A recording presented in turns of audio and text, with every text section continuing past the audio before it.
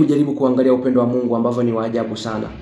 Upendo wa Mungu ni wa ajabu sana kwetu sisi wanadamu, hata hasa kwa wenye dhambi. Hebu jaribu kuangalia. Anasema katika Ezekieli 33 mstari wa 11 kwamba hafurahii kifo cha mwenye dhambi.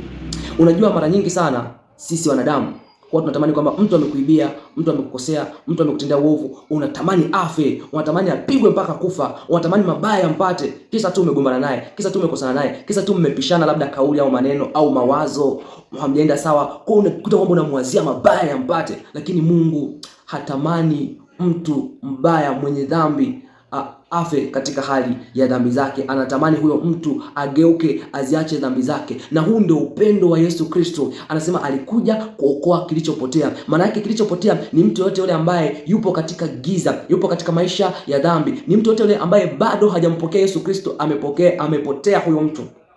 Kwa hiyo alikuja kwa ajili ya huyo mtu, amkomboe, amrejeshe katika nafasi ya kupokea uzima wa milele. Kwa unaweza kuona kwamba Mungu alithibitisha pendo lake kwetu sisi kwa kumtoa mwanae Yesu Kristo tulipokuwa wenye dhambi, afe kwa ajili ya dhambi zetu ili sisi tuweze kupona.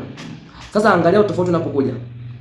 Sisi tunavyowatamani hao watu wabaya wafe, waangamie, lakini Mungu angalia anavyosema katika Ezekiel 33:11. Anasema waambie kama mimi niishivyo, asema Bwana Mungu, sikufurahii kufa kwake mtu mwovu, bali agairi mtu mwovu na kuiacha njia yake mbaya akaishi. Anasema sikufurahii kufa kwake mtu mwovu. Kwa hiyo kuna wakati ambapo sisi kwa tunatamani tunasema kwamba kwa nini watenda mabaya hawafi haraka? Kwa nini majambazi, waizi, watu wanaoua watu, waharibifu, wabadhirifu, wahujumu uchumi, mafisadi, watu ambao ni wabaya, wana roho mbaya, kwa nini hawafi mapema? Yaani tulikuwa tunawaza kwamba wafe mapema au waondoke, wabaki watu wema tu kwenye dunia hii. Kumbe Mungu yeye hatamani hao watu wafe mapema.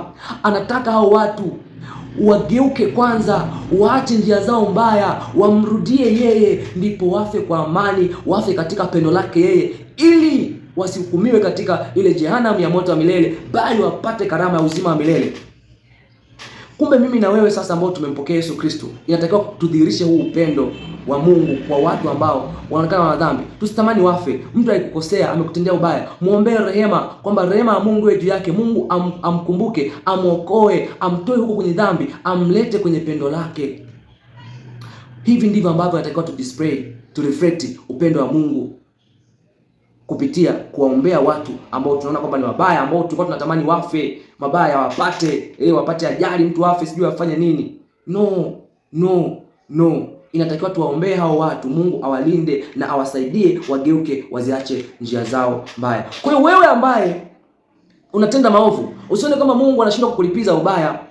Umeiba, umenusurika kuchoma moto, umenusurika kwenda au umeenda jela, haujauliwa. Huko gerezani unaweza kufanya mabadiliko ya kuamua kumpokea Yesu Kristo. Unaweza kutengeneza njia zako huko. Umeiba, hujakamatwa, lakini umenusurika kufa au haujaonekana, bado usikufanye uendelee kufanya uovu. Mungu anakuhurumia kwa sababu hataki ufe katika mazingira ya dhambi. Mungu anataka ugairi. Anasema hivi, gairini mkaache njia zenu mbaya. Maana yake kwamba Mungu anapoendelea kukufanya uendelee kuishi kwa sababu ya dhambi zako, aidha ni uzinzi, aidha ni ulevi, aidha ni ukahaba, aidha ni uchawi, aidha ni wizi au dhambi yoyote ile au uovu wote ule ambao unaufanya, Mungu anakulinda bado, amekuacha uendelee kuishi, si kwa sababu anafurahishwa na hayo maovu, hapana, bali anachukizwa na kifo cha mtu muovu. Hafurahi kabisa, hapendezwi kabisa kuona mtu anakufa katika hali ya uovu, na ndio maana ameona kabisa kwamba umetenda uovu, lakini hajakupa adhabu ya kifo, amekuacha ili utubu dhambi zako. Kumbe lengo la Mungu kukuacha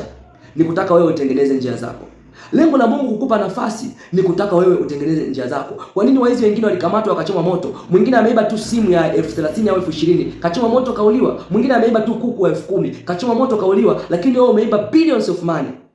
Wewe umefanya mambo ya ajabu, umekuwa kahaba, umefanya mambo ya ajabu, mambo ya ajabu sana, lakini mpaka sasa hivi unaishi. Ni kwa sababu Mungu anataka ubadili njia zako, ugairi, uache njia zako mbaya, umpokee yeye. Hilo ndo lengo kuu, kwa sababu usipofanya hivyo na Mungu amekupa nafasi, maana yake ni kwamba hautakuwa na mtu wa kumlaumu utakapohukumiwa hiyo hukumu ya jehanamu ya moto wa milele, kwa sababu itakuwa ni kitu ambacho unastahili, kwa sababu ulichagua wewe mwenyewe, kama ambavyo anasema kwamba anakuwekea mbele yako mauti na uzima, laana na baraka, alafu anakuambia chagua uzima ili wewe na uzao wako uishi. Maana yake chaguo ni la kwako, sio la Mungu. Mungu amekuwekea, lakini unachagua kwa hiari yako, kwa sababu una akili timamu.